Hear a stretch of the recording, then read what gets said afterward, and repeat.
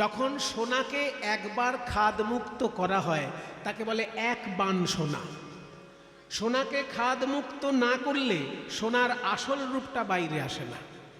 সোনা যখন গয়না বানানোর জন্য খাদ মেশানো হয়, আর আসল সোনা খাদমুক্ত করলে যে সোনাটা বেরোয় তখন তার সোনার আসল রূপটা বেরিয়ে পড়ে। তাই সোনাকে যদি একবার খাদমুক্ত করা হয় সেটা হলো এক বান সোনা। যদি সোনাকে 100 বার খাদমুক্ত করা হয় তাহলে শতবান সোনা। তেমনি সোনাকে যদি 1,00,000 বার খাদমুক্ত করা হয় তাহলে সেটা হলো লাখবান কাঞ্চন। এই লাখবান কাঞ্চন যিনি, যিনি মানে জয় করেছে। এখানে যিনি বানানটা 29 তয় জয় হস্যি দন্তের নয় হস্যি নয়, বর্গের জয় হস্যি দন্তের নয় হস্যি। যিনি মানে জয় করেছে। 1,00,000 বার সোনাকে শুদ্ধ করার পর তার যে আসল রূপটা বেরিয়েছে, সেই যে ঝকঝকে চকচকে সোনার রূপটা, তাকেও জয় করছে আমার গৌরাঙ্গ রূপ। ওই জন্য পরের লাইনটা এখনই কি সুন্দর বললো না? পরের লাইনটা কি বললো? প্রেমে অঙ্গ ঢর ঢর মুজাও নিছনি। প্রথম পংক্তি লাখবান কাঞ্চন যিনি, দ্বিতীয় পংক্তি প্রেমে অঙ্গ ঢর ঢর মুজাও নিছনি। বলছে সোনা এত উজ্জ্বল, কিন্তু সোনার সেই উজ্জ্বলতাকেও জয় করেছে আমার গৌরাঙ্গ রূপ। কিন্তু সোনার সঙ্গে তা বলে তুলনা করতে যাস না। কেন জানিস? কি বলবো সজনী রে, 1,00,000 বার সোনাকে দগ্ধ করলে সোনায় উজ্জ্বল হয় বটে, কিন্তু আমার গোরা রূপ সোনার মতো কঠিন নয় রে। এ যে ভাবে রসে মাখি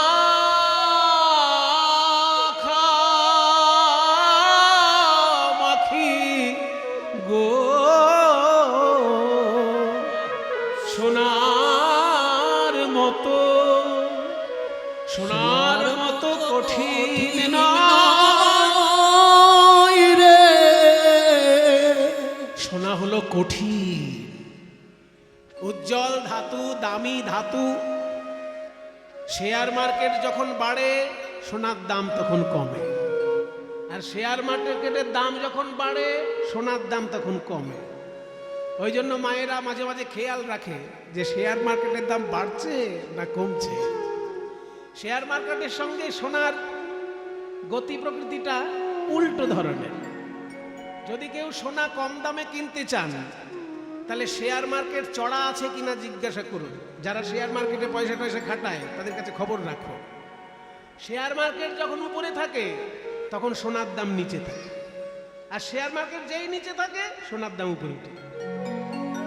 কারণ মার্কেটের ব্যালেন্স রাখে সোনা। এ শুধু পশ্চিমবঙ্গের মার্কেট না, শুধু ভারতের মার্কেট না, সারা পৃথিবীর কথা বলছি।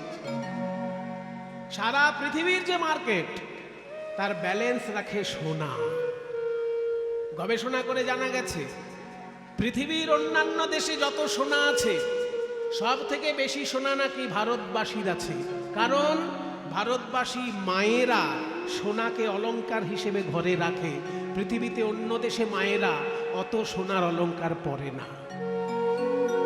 এই জন্য ভারতবাসীর মায়েদের কাছে এত সোনা আছে যে পৃথিবীর লোকেরা হিংসে করে ভারতবর্ষকে।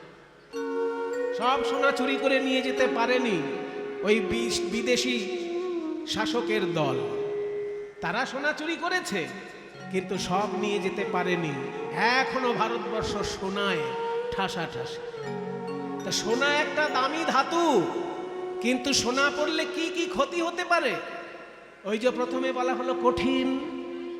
সোনা কঠিন, তাই ক্ষতি হতে পারে। আমি অনেক মায়েদেরকে দেখেছি ভারী ভারী কানের দুল পরতে গিয়ে কানের পাতা কেটে দুভাগ হয়ে গেছে। দেখবেন এক একজন মায়েদের আছে ভারী ভারী কানের দুল না পড়লে বাবার পয়সা আছে, এটা কি প্রমাণ হয়? তো বাবার পয়সা আছে এটা দেখানোর জন্য, বা স্বামীর পয়সা আছে এটা দেখানোর জন্য ভারী কানের দুল সোনা। এবার তাই পড়তে গিয়ে কানের পাতা কেটে 2 ভাগ। তাহলে কানের পাতা কেটে 2 ভাগ হয়ে যাচ্ছে সোনার দুল পড়তে গিয়ে। কিন্তু কোন গৌর ভক্ত কোনোদিন বলেছে যে গৌর সুন্দরকে হৃদয়ে ধরে আমার হৃদয় কেটে দুভাগ হয়ে গেছে? বরং আমি গর্ব করে বলতে পারি ভাই, সংসারের ঘাত প্রতিঘাতে কারোর হৃদয়ে যদি ভেঙে চৌচির হয়ে থাকে, সে হা গৌর প্রাণ গৌর বলে কাঁদলে পরে তার ভাঙা হৃদয় জুড়ে যাবে, তার ভাঙা হৃদয় জুড়ে যাবে যদি কেউ হা গৌর প্রাণ গৌর বলে ডাকতে পারে। তাই শোনা যে কঠিন, শোনা তোমায় ব্যথা দিতে পারে, কিন্তু আমার গৌর শোনা কাউকে তো ব্যথা দেয় না, সকলের ব্যথা হরণ করে। দ্বিতীয় পার্থক্য কি? 5খানা পার্থক্য আছে সোনার সঙ্গে গৌর শোনার, 5খানা পার্থক্য। প্রথম পার্থক্য হলো সোনা হলো কঠিন, গৌর আমার কোমল। দ্বিতীয় পার্থক্য, সোনা পড়লে অহংকার বাড়ে, সোনা পড়লে অহংকার বাড়ে, কিন্তু গৌর সোনাকে হৃদয়ে ধারণ করলে অহংকার কমে যায়। সোনা পড়লে অহংকার বাড়ে কিরকম? একজন সোনার একটা নতুন পদক বানিয়েছে, বুঝলেন? এই যে বাজু, বাজু বলে না, বাজু না পদক, অনন্ত অনেক নাম আছে, এইখানটায় পরে। সেই একখানা নতুন বানিয়েছে বলে যার সঙ্গেই গল্প করে এরকম হাত নেড়ে কথা বলে। এবার বাজারে গিয়েছে একাদশীর দিন ফল কিনতে, ফল কিনতে গিয়েও বলছে, ও ভাই তোমার এই আপেলের কেজি কত? এই আপেল কত? এবার যে আপেল বিক্রি করছে সে দেখছে ও নতুন পদক বানিয়েছে বোধহয়, সেই জন্য আমাকে দেখাচ্ছে। আমিও তো কদিন আগে 2খানা সোনার আংটি বানিয়েছি, তা আমিই বা কেন ছাড়ি? তা সেই দোকানদার 2খানা সোনার আংটি বানিয়েছে কিছুদিন আগে, সে আবার ওই সোনার আংটি দুটো দেখানোর জন্য একদম চোখের সামনে গিয়ে এই আপেলের দাম 200 টাকা। তাহলে ও যখন অহংকার দেখাচ্ছে, আমিই বা কেন দেখাবো না? সোনা পড়লে অহংকার বাড়তে পারে, কিন্তু আমার গৌর সোনাকে যে হৃদয়ে ধারণ করে সে অহংকার করে না ভাই, তার অহংকার দূর হয়ে যায়। সোনা পড়লে ব্যথা লাগতে পারে, গৌর সোনাকে হৃদয়ে ধারণ করলে ব্যথা দূর হয়ে যায়। আরো বলবো, সোনা যদি চোষো কোনো স্বাদ পাবে? মিষ্টি, টক, ঝাল, নোনতা? তাহলে সোনার কোনো স্বাদ নেই, কিন্তু আমার গৌর সুন্দর, তাকে যত আস্বাদন করবে, শান্তরস, দাস্যরস, সখ্যরস, বাৎসল্য রস, মধুর রস, রসে রসে পরিপূর্ণ গৌর সুন্দরের লীলা। সেই জন্য চারিদিক দিয়ে পঞ্চরসের খেলা চলছে গৌরাঙ্গ লীলার মধ্যে। ভাবে রসে মাখামাখি, ওই জন্য আখর বললো না, এই যে ভাবে রসে মাখামাখি সোনার মতো কঠিন নয়। যারা গৌরাঙ্গকে ভালোবাসে। আর একটা শেষ পার্থক্য, 5খানা পার্থক্যের মধ্যে 4টে বললাম। সোনার সঙ্গে গৌরের পার্থক্য কি কি? 5খানা বলবো বলেছি। 1 নম্বর পার্থক্য, সোনা কঠিন, গৌর কোমল। 2, সোনা পড়লে অহংকার হয়, গৌরকে হৃদয়ে ধারণ করলে অহংকার দূর হয়। 3, সোনা আমাদের ব্যথা দিতে পারে, গৌর সুন্দর আমাদের ব্যথা হরণ করে। 4, সোনার রস নেই, একটা নিরস ধাতু, কিন্তু গৌর সুন্দর ভাবে রসে মাখামাখি। আর 5 কি? গৌরাঙ্গ সুন্দরকে সোনা যদি কেউ গায়ে পরে, চুরি আর ছিনতাইয়ের ভয় থাকে, তাই না? চুরি ছিনতাইয়ের ভয় থাকে, কিন্তু গৌর সোনাকে যদি কেউ হৃদয়ে ধারণ করে, কোনো চুরি ছিনতাইয়ের ভয় তার আছে? সে বরং অহংকার করে বুক ফুলিয়ে রাস্তায় হাঁটে আর বলে, আমি যেমন গৌরকে হৃদয়ে ধরেছি, তুইও একবার ধর, তোর জীবন ধন্য হয়ে যাবে। আমি গৌর রতন করে যতন রাখব হিয়ার মাঝে, গৌর ভূষণ করব ধারণ, যেখানে যেমন সা গৌর রতন করে যত রাখবো হিয়ার মাঝে, গৌর ভূষণ করব ধারণ যেখানে যেমন সাজে। আমি গৌর রতন করে যতন রাখবো হিয়ার মাঝে, গৌর ভূষণ করব ধারণ আমার যেখানে যেমন সাজে। আমি গৌর বরণ ফুলের ঝাপায় লোটন বাঁধব চুল, সজনী রে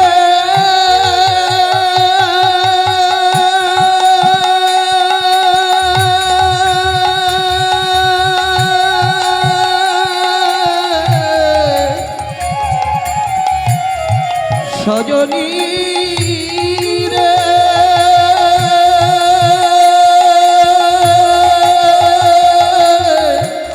সজনী রে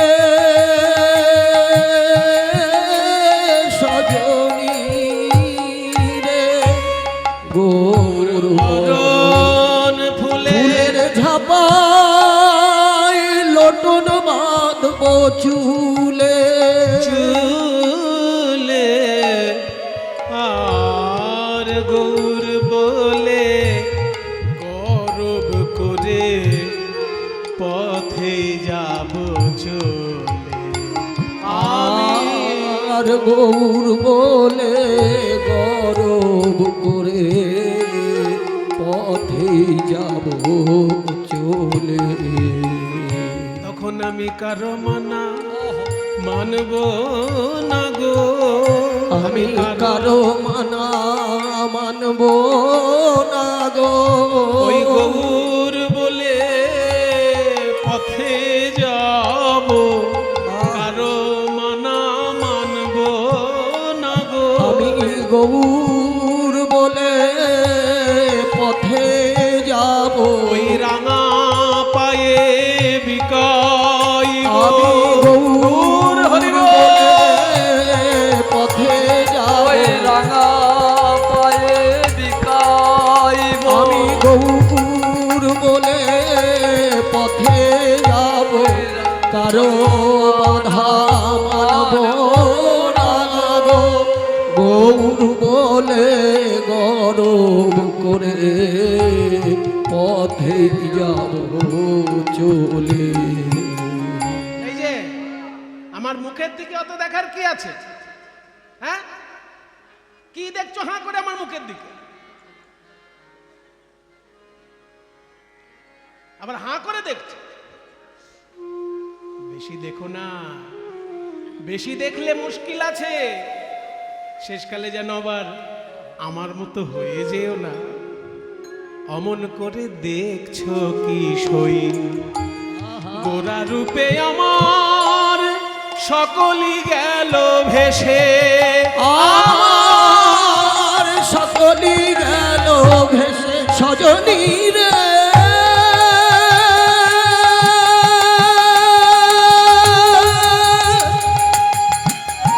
সজনী রে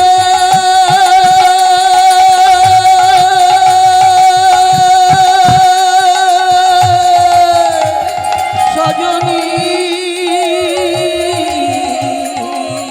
রে গোরা রূপে আমার সকলই গেল ভেসে, আমার সকলই গেল ভেসে, আমার সকলই গেল ভেসে।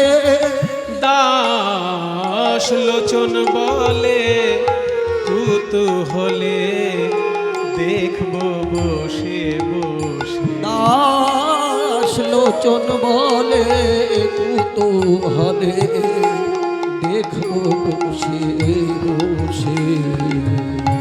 লোচন দাস বলছে আমি দেখতে চাই। আমি শেষ দেখতে চাই।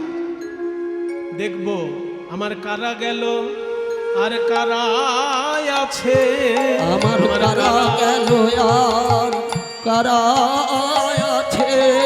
আমি গৌর ভালো বেসেছি বলে আমার কারা গেল আর কারা আমি আছে। গৌর ভালো বেসেছি বলে দেখবো কারা আমায় ভালোবাসে। আমি গৌর ভালো বেসেছি বলে কারা আমায় ভালোবাসে। আমি গৌর ভালো বেসেছি দেখবো বলে কারা আমায় ভালোবাসে।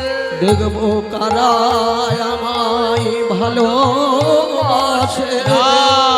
লোচন বলে কৌতূহলে দেখবো বসে বসে। সেই জন্য বলছি সোনার সঙ্গে গৌরের তুলনা করতে যাস না। 5খানা কারণ দেখালাম যে সোনার সঙ্গে কেন গৌর সোনার তুলনা হয় না। বলে ঠিক আছে, তাহলে আর একখানা মাত্র তুলনা করি, সোনা তো বাতিল হয়েই গেল। আজকে বেশি তুলনা করব না, ভেবেছিলাম অনেক তুলনা করব, কিন্তু এই একখানা তুলনা করতে গিয়ে এত ঠকলাম যে আর বেশি তুলনা করব না। সোনার সঙ্গে তুলনা করতে গিয়ে দেখলাম তুলনা মিলল না, তাহলে আরেকটা মাত্র তুলনা করব। সেটা যদি না মেলে তাহলে আমি মেনে নিলাম, মেনে নেব যে গৌরের সঙ্গে কারোর তুলনা হয় না। বলে তাহলে দ্বিতীয় বিষয়টা কি বল? সোনা বাতিল, সোনার সঙ্গে আর তুলনা হবে না, 5খানা কারণ আছে। তাহলে আরেকটা কি তুলনা করবি?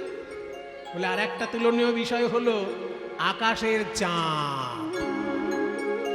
চাঁদ উদয় হলে পরে যেমন জগতে স্নিগ্ধ আলো বিকিরণ করে, ঠান্ডা আলো, স্নিগ্ধ যে আলোটা, সেই আলোটা খুব ঠান্ডা, স্নিগ্ধ আলো যেমন বিকিরণ বিতরণ করে চাঁদ, তাহলে গৌরাঙ্গ আমার জ্ঞানের আলো বিতরণ করছেন, প্রেমের স্নিগ্ধ আলো বিতরণ করছেন, অন্ধকার অজ্ঞান অন্ধকার দূর করছেন। তাহলে গৌরাঙ্গ মহাপ্রভুর সঙ্গে চাঁদের তুলনা করা যেতে পারে? যেই বলেছে চাঁদ, তখন বিষ্ণুপ্রিয়া দেবী বলছে তাও হবে না। সোনার সঙ্গে যেমন তুলনা হলো না, তেমনি চাঁদের সঙ্গেও তুলনা হবে না। কেন জানিস? চাঁদে কলঙ্ক আছে। চাঁদের গায়ে ছোপ ছোপ ছোপ ছোপ দাগ আছে, ওই জন্য চাঁদ হলো কলঙ্কিত। আর আমার গৌরাঙ্গের গায়েও দাগ আছে, তবে সেটা তিলকের দাগ। তিলকের দাগ পড়ে গৌরাঙ্গ হয়ে গেল অলঙ্কৃত। তাহলে চাঁদে দাগ পড়ে চাঁদ হয় কলঙ্কিত, আর গৌরাঙ্গের বদন চাঁদে তিলকের দাগ পড়ে বদন চাঁদ হয় অলঙ্কৃত। তাহলে কোন চাঁদ শ্রেষ্ঠ? আরে কি ছাড়ো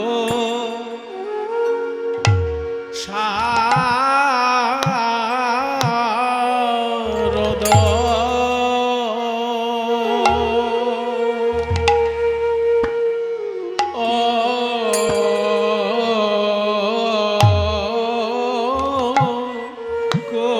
কোটি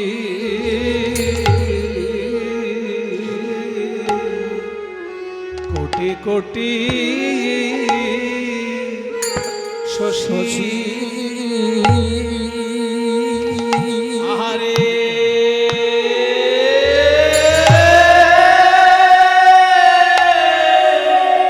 কি ছাড়ো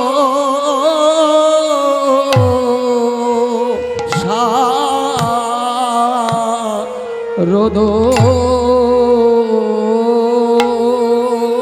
কি ছাড়ো শারদ কোটি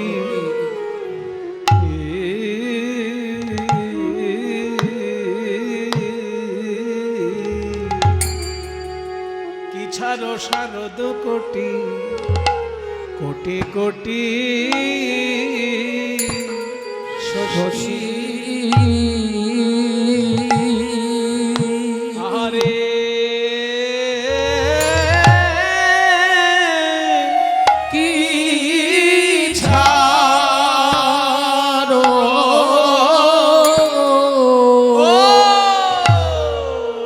গগনের চাঁদ কিসে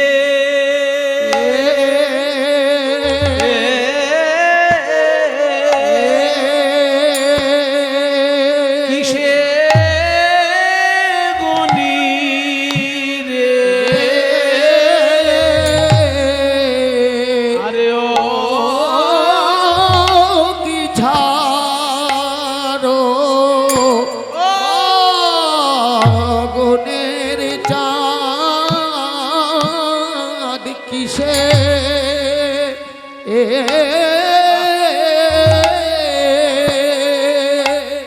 কিসে গনি রে আমার গৌর বদন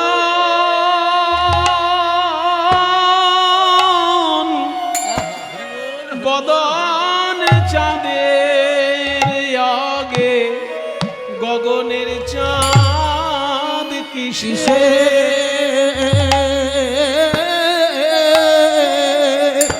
কিসে গনি রে ও আমার গৌর বদন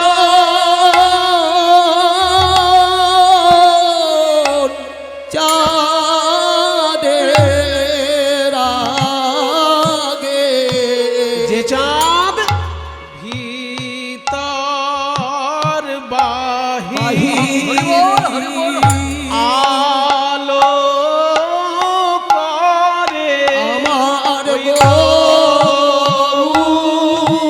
বদন চাঁদের আগে চাঁদ ভিতর বাহির আলো করে আমার গৌর বদন চাঁদের আগে চাঁদ ভিতর বাহির আলো করে গৌর বদন চাঁদের আগে চাঁদ ভিতর বাহির আলো করে গৌর বদন চাঁদের আগে চাঁদ ভিতর বাহির আলো করে গৌর বদন চাঁদের আগে চাঁদ ভিতর বাহির আলো করে গৌর বদন চাঁদের আগে চাঁদ ভিতর বাহির আলো করে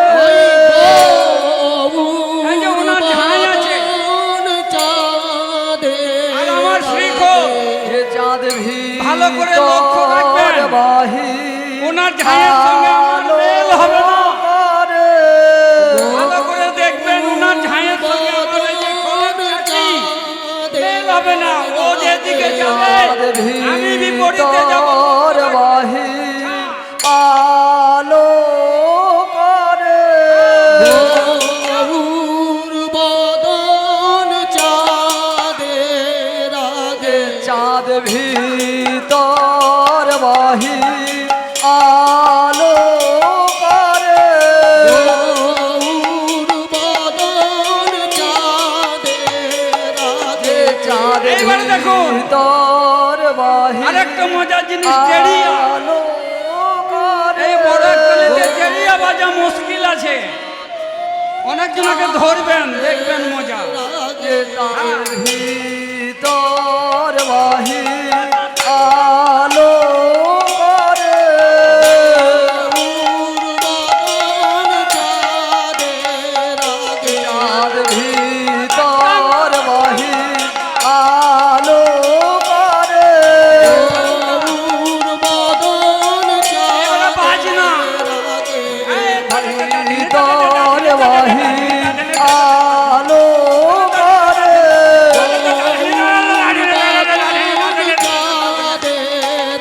চাঁদ ভিতর বাহি আলো করে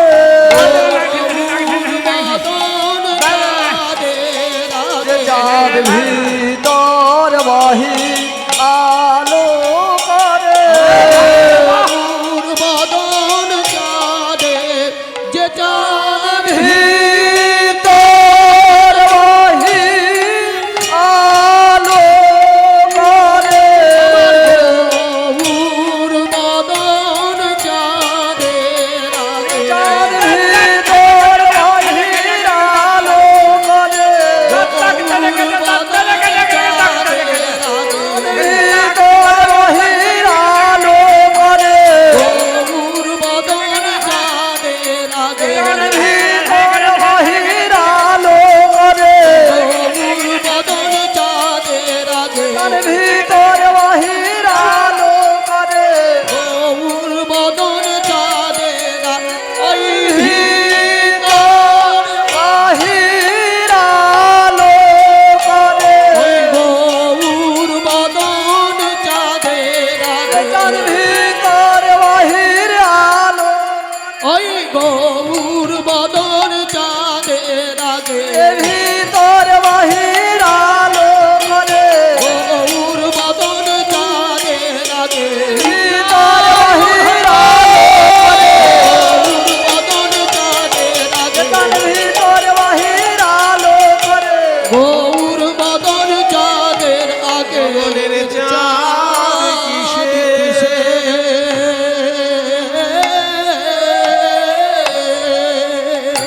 কিসে গনি গো আরে ও ভুবন করিলে আলো ও ভুবন করিলে আলো আমার গোরা আমার গোরা মুখের হাসি ও ভুবন করিলে আলো ভুবন করিলে আলো গোরা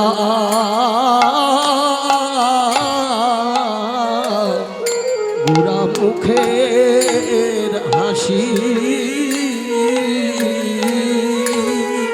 হাসি নয় হাসি নয় ও তো হাসি নয় হাসি নয় যেন কুলবতীর গলার ফাঁসি হাসি নয় হাসি নয় যেন কুলবতীর গলার ফাঁসি ওগো সবার করিলে দাসী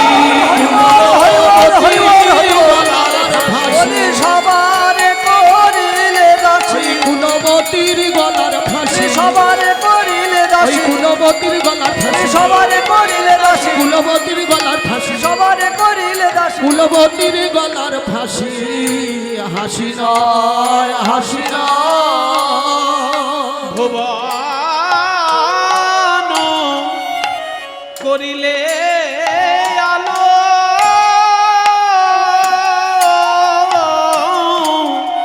ভুবন করিলে আলো আমার গোরা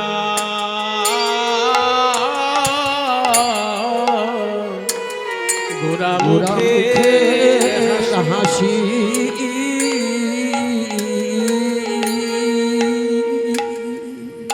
সোনার সঙ্গে তুলনা করতে গিয়ে দেখলাম 5খানা কারণ বেরিয়ে গেল, তুলনা হলো না। এবার চাঁদের সঙ্গে তুলনা করতে গিয়ে দেখছি ওরে বাবা, আকাশের চাঁদ কলঙ্কিত আর আমার গৌর বদন চাঁদ অলঙ্কৃত, তাই এর সঙ্গেও তো তুলনা হয় না। আকাশের চাঁদ বাইরে আলো দেয়, মানুষের মনের ভিতর অজ্ঞান অন্ধকার থাকলে সেখানে আলো দিতে পারে না। কিন্তু আমার গৌর চাঁদ মানুষের মনের ভিতরের অজ্ঞান অন্ধকার দূর করে। ওই জন্য আখরে বলল যে চাঁদ ভিতর বাহির আলো করে, সেই চাঁদের সঙ্গে কি আকাশের চাঁদের তুলনা হয়? তাই তুলনা যখন আর হচ্ছে না, এবার তাহলে বাকি রূপের বর্ণনা বল। গৌরাঙ্গের গলার মালাটি কেমন? ওই দেখ মালা, ভুবন বিজয়ী দোলে মালা গো, ভুবন বিজয়ী দোলে মালা গো, মালায় আপনি দুলিছে, মালায় আপনি দুলিছে, আপনি দুলিছে, না দোলাতে মালায় আপনি দুলিছে, না দুলাতে মালায় আপনি দুলিছে, না দুলাতে মালা গোড়ার পরিসর হিয়ার পরে, না দুলাতে মালা পরিসর হিয়ার পরে, না দুলাতে মালা পরিসর হিয়ার পরে, না দুলাতে মালা পরিসর হিয়ার পরে, না দুলাতে মালা আপনি দুলিছে, ভুবন বিজয়ী দোলে মালা গো, বলিতে কি পরাণে বাঁচে,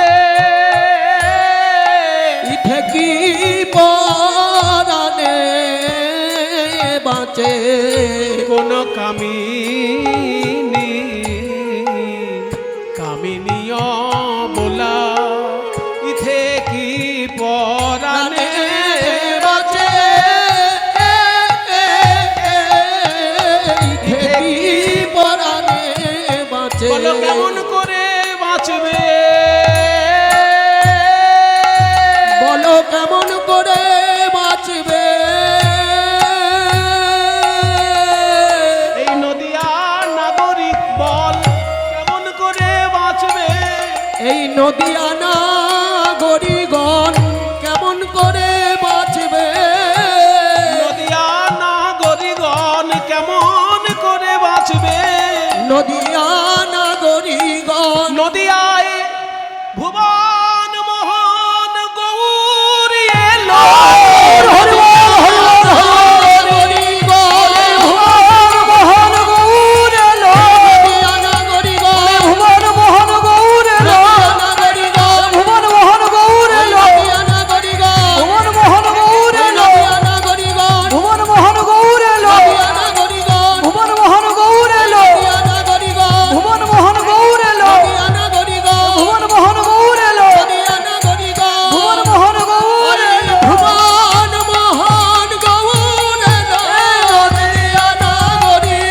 ভুবন মোহন গৌর এলো, নদিয়া নাগরিকগণ, ভুবন মোহন গৌর এলো, নদিয়া নাগরিকগণ, ভুবন মোহন গৌর এলো, নদিয়া নাগরিকগণ, বলো কেমন করে বাঁচবে, ইথে কি পরাণে বাঁচে, ইথে কি পরাণে বাঁচে, কামিনিয়া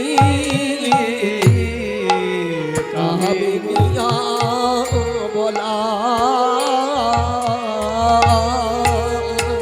রাঙাপান্ত প্রীত পটবাস জীবন গহেনবাসী কুলে বাস। এইবার চরণ দুটি কেমন দেখ, রূপের বর্ণনা করতে করতে গৌরাঙ্গের চরণে এসেছে। চরণটি কেমন গৌরাঙ্গ মহাপ্রভুর? কি সুন্দর কথা বলছে, অরুণ চরণে নখ চাঁদ। অরুণ, অরুণ মানে সূর্য। সকালবেলায় যে লাল টকটকে সূর্যটা ওঠে, সেই লাল টকটকে সূর্যকে অরুণ বলবে। দুপুরবেলায় মাথার উপর উঠে গেলে কিন্তু বলবে না। সূর্য যখন মাথার উপর উঠে যাবে সেটাকে অরুণ বলা যাবে না। সূর্য যখন পূর্ব দিকে লাল টকটকে, ওই রূপটাকে বলা হয় অরুণ। তাই লাল টকটকে যেমন সূর্যের রং, সেই রকম গৌর সুন্দরের চরণের তলা। তাই বলছে চরণের তলটা যেন লাল টকটকে সূর্য, অরুণ চরণ। আর চরণের উপরে কি আছে? নখ। নখরাজি দেখে মনে হচ্ছে যেন এক একটা চাঁদ বসানো আছে। তাই পায়ের নিচে সূর্য, পায়ের উপরে চাঁদ। চাঁদ আর সূর্য একসঙ্গে উদয় হয়েছে চরণতলে। চাঁদ আর সূর্য যদি একসঙ্গে উদয় হয়, জ্যোতিষীরা বলেন খুব মঙ্গলময় একটা যোগ। এই যোগের নাম হলো পুষ্পবন্ত যোগ। দেখবেন কখনো কখনো দেখা যায় চাঁদ আর সূর্য আকাশে একসঙ্গে। কচিত ভবিষ্যৎ কালে ভদ্রে দেখা যায় চাঁদ আর সূর্য একসঙ্গে আকাশে। তবে হ্যাঁ, একদিকে নয়। সূর্য যেদিকে থাকবেন চাঁদ তার বিপরীত দিকে থাকবে। তাহলে চাঁদ আর সূর্য আকাশে একসঙ্গে দেখা যায় বটে, কিন্তু একদিকে নয়, দুদিকে দুজন থাকবে। কিন্তু আমার গৌরাঙ্গের রাঙা চরণ, তলাটা যেন সূর্য, উপরে যেন চাঁদ। অরুণ চরণে নখ চাঁদ রে, অরুণ চরণে নখ চাঁদ রে, যেন যোগ লেগেছে গো, যেন যোগ লেগেছে গো, পুষ্পবন্ত যোগ লেগেছে গো, পুষ্পবন্ত যোগ লেগেছে গো, সবার মঙ্গল করবে বলে যেন যোগ লেগেছে গো, সবার মঙ্গল করবে বলে যোগ লেগেছে গো, গোরার চরণে অরুণ চরণে নখ চাঁদ রে, আহা পামরি গোবিন্দ দাসে,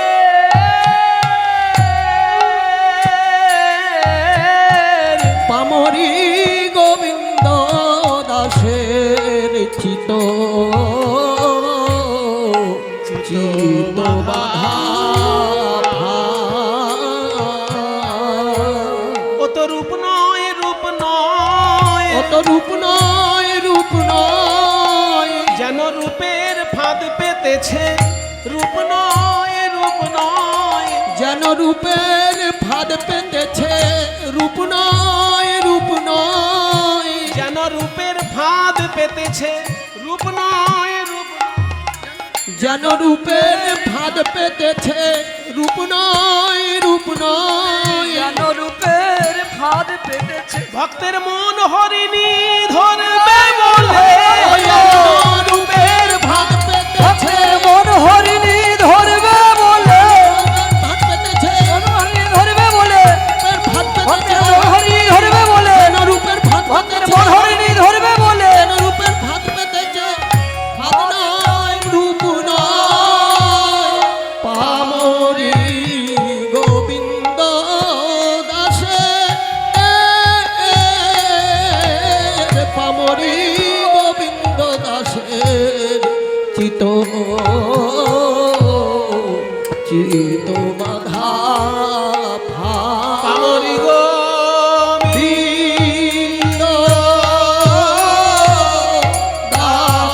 দাসের চিত বাধা চিত বাধা ফাঁদ রে, পামরি গোবিন্দ দাসের চিত বাধা ফাঁদ রে, পামরি গোবিন্দ দাসে চিত বাধা ফাঁদ রে, পামরি গোবিন্দ দাসে চিত বাধা ফাঁদ রে, পামরি গোবিন্দ দাসে চিত বাধা ফাঁদ রে, পামরি গোবিন্দ দাসে চিত বাধা ফাঁদ রে, পামরি গোবিন্দ দাসের চিত বাধা ফাঁদ রে, পামরি গোবিন্দ দাসের চিত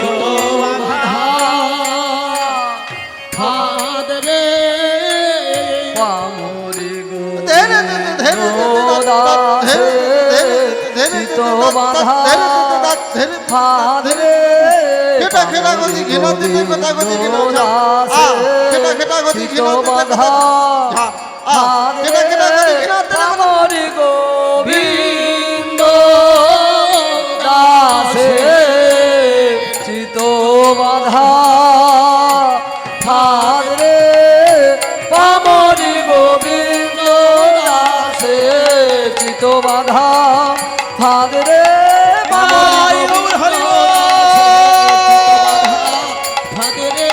পামরি গোবিন্দ দাসের চিত বাধা ফাদরে পামরি গোবিন্দ দাসের চিত বাধা ফাদরে পামরি গোবিন্দ দাসের চিত বাধা ফাদরে পামরি গোবিন্দ দাসের চিত বাধা ফাদরে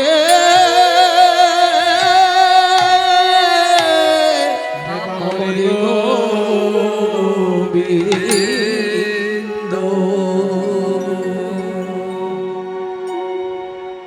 তাহলে মহাপ্রভুর রূপের বর্ণনা চরণে এসে সম্পূর্ণ হলো। বৃন্দাবনেও আমরা দেখব প্রাণ গোবিন্দের চরণ প্রান্ত থেকে রূপের বর্ণনা। চলুন আমরা আমাদের মনটাকে একটু বৃন্দাবনে নিয়ে যাই। এতক্ষণ বৈষ্ণব পদাবলী আশ্রয় করে মহাপ্রভুর রূপের বর্ণনা শুনলাম আমরা। এবার হিন্দি ভাষায় মীরাবাই কেমন করে শ্রীকৃষ্ণের রূপের বর্ণনা দিচ্ছেন সেটা আমরা একটু শুনি। মীরাবাইয়ের ভাষায় শ্রীকৃষ্ণের রূপ। রে মনা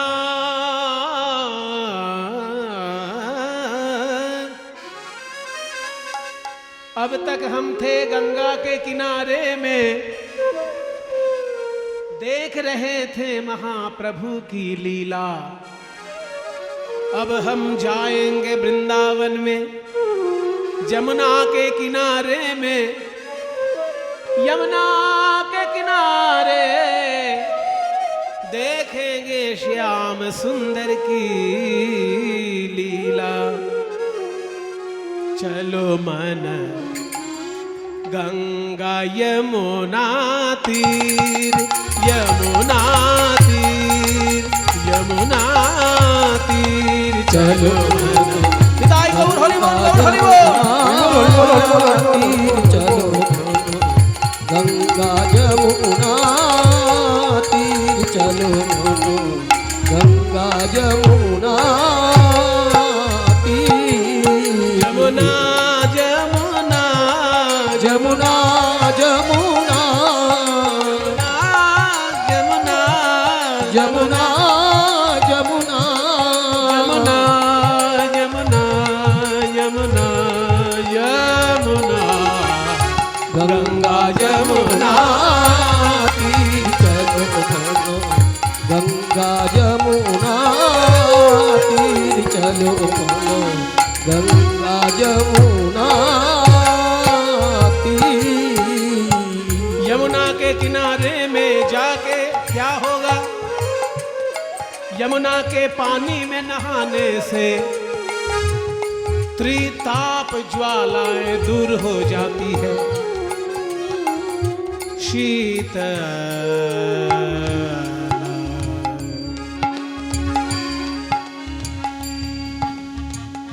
शीतल होत शरीर चलो गंगा यमुना तीर चलो गंगा यमुना तीर चलो गंगा यमुना तीर।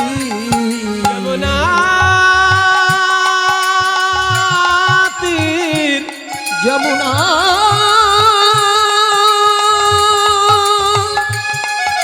यमुना तीर यमुना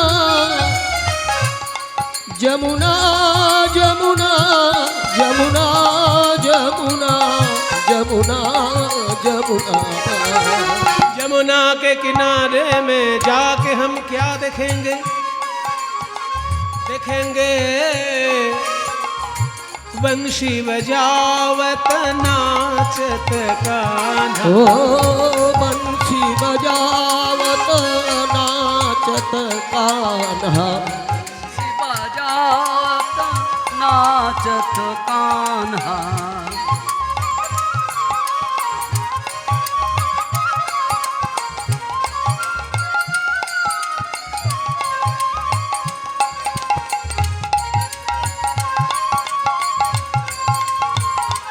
ओ बंशी बजावत नाचत कान्हा बंशी बजावत नाचत कान्हा संग लिए बलवीर चलो बल गंगा जमुना तीर चलो गंगा जमुना तीर चलो चलो यमुना तीर यमुना तीर यमुना जो श्याम सुंदर यमुना के किनारे नाच रहा है वो देखने में कैसे है? उनका रूप कैसा है?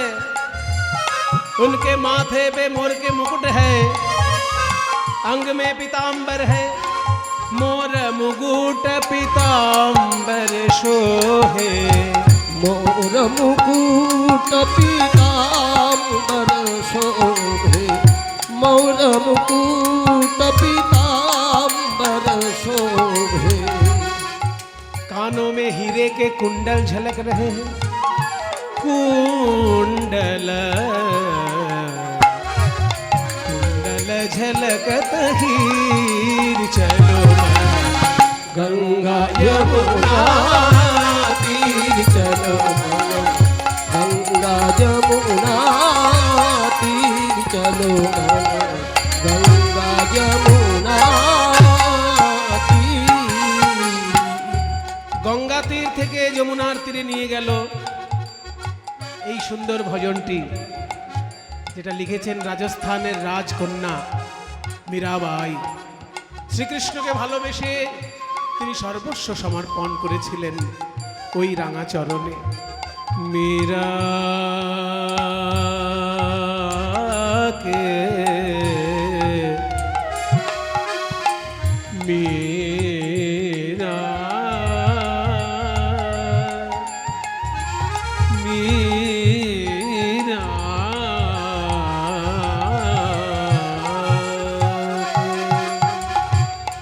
मीरा के प्रभु गिरधर नागर मीरा के प्रभु गिरधर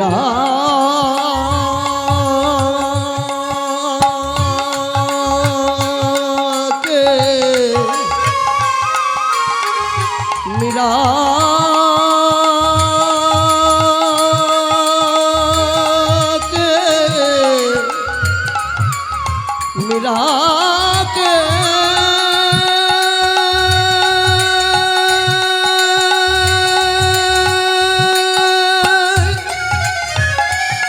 मीरा मीरा के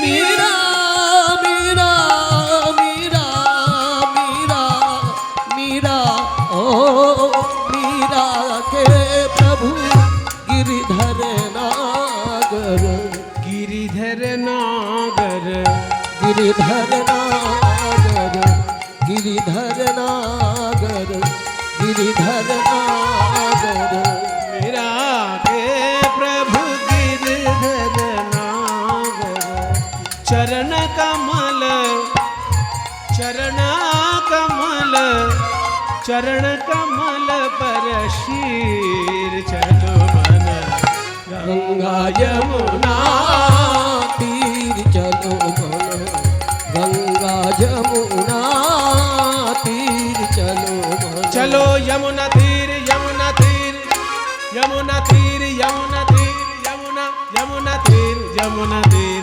यमुना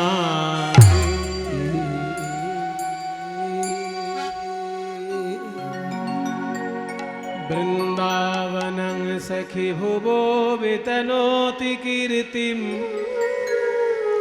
यद्देवकी सुतपदाम्बुजलब्धलक्ष्मी गोविन्द वेणुमनुमतमयूरनृत्यं प्रेक्ष्यादृशान्वभरतान्यसमस्तसत्त्वम्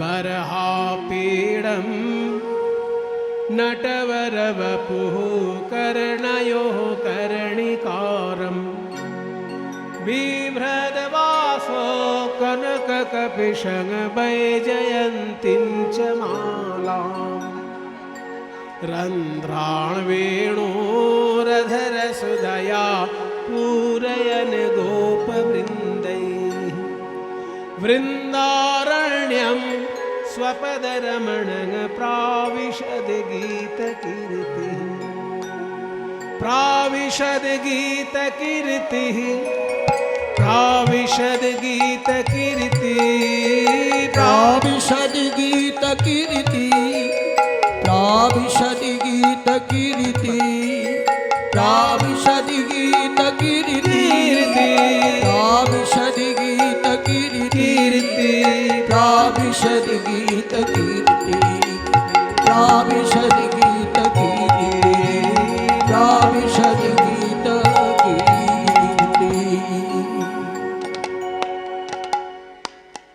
কোনো কোনো গ্রামের নাম অনেক লোকে জানে না, কিন্তু সেই গ্রামে কোনো অভাবনীয় ঘটনা ঘটলে পরের দিনই খবরের কাগজের পাতায় সেই গ্রামের নাম চলে আসে। মনে করুন এই কৃষ্ণবাবুর গ্রাম, ওনার গ্রামের নাম কেউ জানে না। কি নাম? ওই দেখুন, ওনার গ্রামের নাম হচ্ছে একতালা।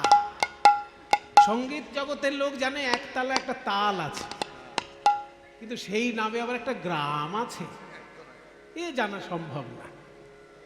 কিন্তু ওই গ্রামের নাম সবাই জেনে ফেলবে যদি ওই গ্রামে হেলিকপ্টারে করে রাষ্ট্রপতি নেমে আসে, তাই না? হঠাৎ করে যদি রাষ্ট্রপতির মনে হলো আমি একতলা গ্রামটা একটু দেখতে যাব, এবার যদি হেলিকপ্টারে করে রাষ্ট্রপতি নামেন ওই গ্রামে, পরের দিনই খবরের কাগজের পাতায় পাতায় ওই গ্রামের নাম এবং সমস্ত মানুষের মুখে মুখে ওই গ্রামের নাম। জানিস এরকম অজপাড়াগা একটা গ্রামে রাষ্ট্রপতি নেমে এসেছে, ওই গ্রামটার নাম সবাই জানবে। তো ঠিক তেমনি বৃন্দাবনের নাম শাস্ত্রের পাতায় পাতায়, ভক্তের মুখে মুখে। কেন না? ওখানে বিশ্ব ব্রহ্মাণ্ডের সর্বশ্রেষ্ঠ রাষ্ট্রপতি প্রাণ গোবিন্দ গোলক থেকে ভুলোকে নেমে এসেছিলেন ওই গ্রামে।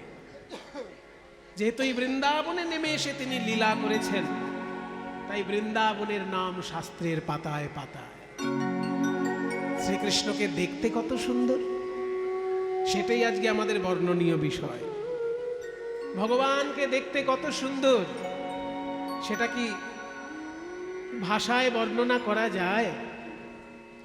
বলা হচ্ছে অবাং মানস গোচরম, মানে বাক্যেরও গোচর নয়, মনেরও গোচর নয়, তাই অবাং মানস গোচর।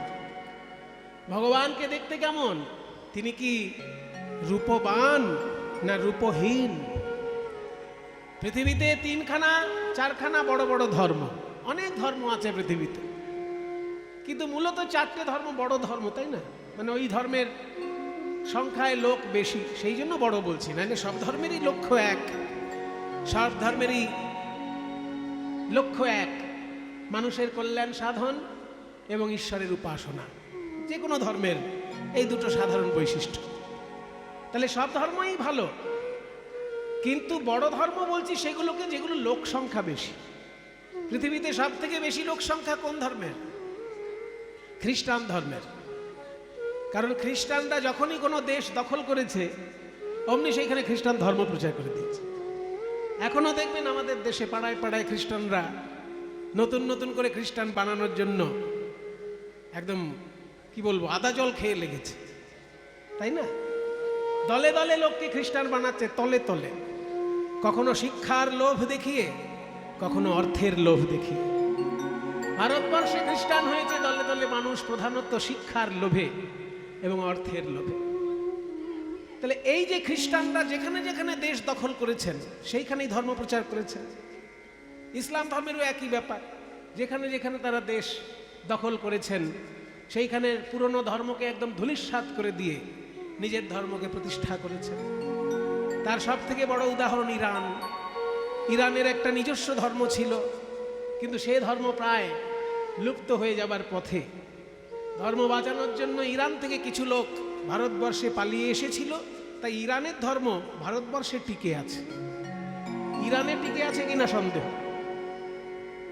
তার সব থেকে বড় উদাহরণ হচ্ছে টাটা জামশেদজি, যার লরি, যার গাড়ি, টাটার গাড়ি, টাটার লরি, টাটার সেফটি পিন, টাটা নুন, টাটায় টাটায় একদম চারিদিকে কোম্পানিতে ছেয়ে গেছে। এই টাটা কিন্তু হিন্দু নয়, ইরানের হিন্দু। ইরানে তাদের হাজার হাজার বছর প্রাচীন ধর্ম, সেই ধর্ম তারা বাঁচাতে পারেনি ইরানে, ভারতে এসে বাঁচিয়ে রেখেছে। ভারতে কেউ তাদেরকে জোর করে ধর্মান্তরিত করেনি, তারা নিজেরা নিজের সসম্মানে ধর্ম বজায় রেখে ভারতবর্ষে ব্যবসা করছে।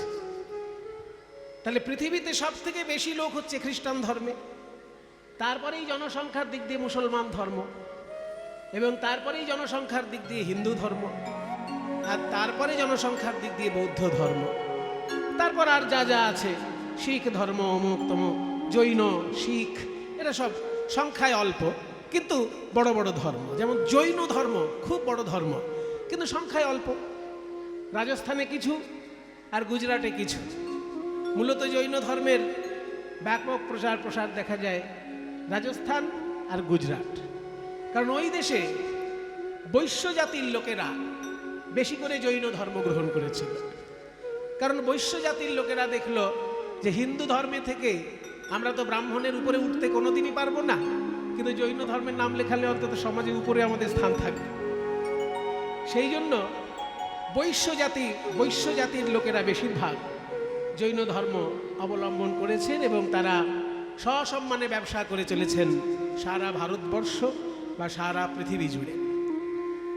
তাহলে এই যে বড় বড় ধর্ম, সমস্ত ধর্মে ঈশ্বর সম্পর্কে আলোচনা আছে, কিন্তু ঈশ্বরের রূপ আছে না রূপ নেই, এটা একটা বড় প্রশ্ন।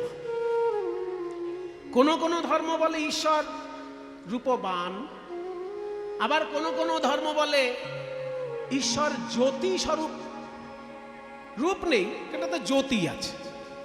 আবার কোন কোন ধর্ম বলে ঈশ্বর জ্যোতিও নয়, মূর্তিও নয়, কিছুই না, নিরাকার একটি স্বরূপ ঈশ্বর।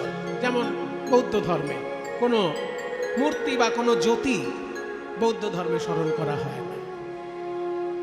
তাহলে ভগবানের কি আসলে রূপ কিছু আছে না নেই? এই প্রশ্ন যদি করেন তাহলে বাংলার কবি সব থেকে ভালো উত্তর দিয়েছে। বাংলার কবি সব থেকে ভালো উত্তর দিয়েছেন যে তিনি একই সঙ্গে রূপবান আবার রূপহীন। বলে একই সঙ্গে রূপবান আর রূপহীন হয় কি করে? এটা তো একটা ছেলে ভুলোনো কথা। একই সঙ্গে রূপবান আর রূপহীন হয় কি করে হবে? রূপ যে কোনো একটা কথা বলুন, হয় রূপবান না রূপহীন। আপনি বলছেন রূপবান আবার রূপহীন। বলে শোনো, পৃথিবীতে এমন কিছু উদাহরণ আছে যেগুলো একই সঙ্গে রূপবান আবার রূপহীন। ঈশ্বর ঠিক সেই রকম। কোন জিনিসটা রূপবান আর রূপহীন একসঙ্গে? বলে যেমন আকাশ। আকাশের দিকে তাকিয়ে তোমরা কি দেখো? আকাশের কি রং? নীল রং। কিন্তু কোন রকেট, কোন এরোপ্লেন যদি আকাশে যায় সেটা কি নীল হয়ে ফেরত আসে? তাহলে তুমি এখান থেকে আকাশকে দেখছো নীল, কিন্তু ওই নীলটা যে কোথায় আছে ধরতে গেলে কোনোদিন তাকে ধরতে পারবে না। ঠিক একই কাণ্ড সমুদ্রের ক্ষেত্রে। সমুদ্রের জলের দিকে যখন তাকাবে দেখবে কখনো নীল লাগছে, কখনো সবুজ লাগছে, কিন্তু যখন ওই জলের রংটা ধরতে যাবে কোথাও রং পাবে না। তাহলে সমুদ্র যেমন দেখতে নীল, কিন্তু কেউ যদি সমুদ্রে স্নান করে সে নীল হয়ে ফিরতে আসে না। ঠিক তেমনি আকাশ দেখতে নীল, কিন্তু আকাশে গেলে কেউ নীল হয়ে আসে না, কারণ আকাশ সমুদ্র এরা দুজনেই ভগবানের প্রতীক। এদের রূপ আছে আবার রূপ নাই। তুমি অরূপ স্বরূপ সগুণ নির্গুণ দয়াল ভয়াল হরি হে, আমি কি বা বুঝি আমি কি বা জানি, আমি কেন ভেবে মরি। তুমি অরূপ স্বরূপ সগুণ নির্গুণ দয়াল ভয়াল হরি হে, আমি কি বা বুঝি আমি কি বা জানি, আমি কেন ভেবে মরি। অরূপ স্বরূপ, অরূপ আবার স্বরূপ, রূপ আছে আবার নেই, যেমন আকাশ যেমন সমুদ্র। সগুণ নির্গুণ, তোমার ভেতরে গুণ প্রকাশ পায়। শ্রীকৃষ্ণের 64টা গুণ আছে। সারা প্রত্যেক মানুষের ভিতরে একটা গুণ থাকতে পারে, একাধিক গুণ থাকতে পারে। এক একটা মানুষ বহু গুণে গুণান্বিত হয়। কি বাবা, আছে না? একই লোক অনেক গুণে গুণান্বিত। তা একটা মানুষের সব থেকে বেশি কতগুলো গুণ থাকতে পারে? শাস্ত্র বলছে যে যত বেশি গুণান্বিত হোক, 50টার বেশি একটা মানুষের মধ্যে গুণ কখনো হবে না। একটা মানুষের সর্বাধিক গুণাবলী থাকতে পারে 50টি। আর দেবতাদের ভিতরে আরো 5টি গুণ বেশি। দেবতাগণ 55 গুণে গুণান্বিত। আর দেবতাদের মধ্যে শ্রেষ্ঠ দেবতা বিষ্ণু, তিনি 60 গুণে গুণান্বিত। আর শ্রীকৃষ্ণের ভিতরে ওই বিষ্ণুর 60টি গুণ তো আছেই, তার সঙ্গে আরো 4টি গুণ তার নিজস্ব। বংশী মাধুর্য, লীলা মাধুর্য, রূপমাধুর্য আর গুণমাধুর্য, এই 4টে মাধুর্য তার নিজস্ব। তাই 64 গুণে গুণান্বিত কৃষ্ণ, তাকে বলা হচ্ছে সগুণ। আবার যদি কেউ খুঁজতে যায়, নির্গুণ।